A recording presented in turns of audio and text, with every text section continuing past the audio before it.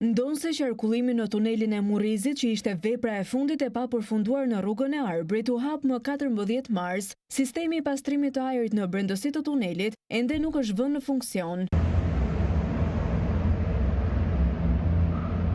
Qarkullimi në tunelin e Murrizit u hap më 14 mars për të gjitha llojet e automjeteve dhe tashmë të gjithë qytetarët që lëvizin nga Tirana në drejtim të qarku Dibër dhe në drejtim të Maqedonisë së Veriut apo Anasillas përdorin tunelin për të shmangur bypassin e Murrizit. E teksa kalojnë me qindra automjete në ditë, në tunelin e gjatë për 3.8 kilometrash mungon ventilimi, ndonse aty emetohen gazra të dëmshëm. Të indinjuar, drejtuesit e mjeteve kërkojnë vënien në funksion të ventilatorëve, pasi shëndeti i tyre po vihet në rrezik.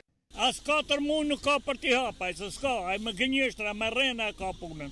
Nuk e ka me të vërtet, gazrat, po nuk ka kush si pastrojë, pa tjetër duhet punojnë. Problemi është, duhet punojnë. Ventilatorët, shumë shpejt duhet vendosen, në kuptimin e mirë, sepse pastrovëtari, oksigeni, njëna tjetër rrezikohet shumë gjana. Punimet për ndërtimin e rrugës së Arbrit me një gjatësi për 69 kilometrash e përbër nga 6 tunele dhe 4 ura, nisën në vitin 2011, ndërsa kostoja totale e koncesionit përllogaritet në 40.3 miliard lek.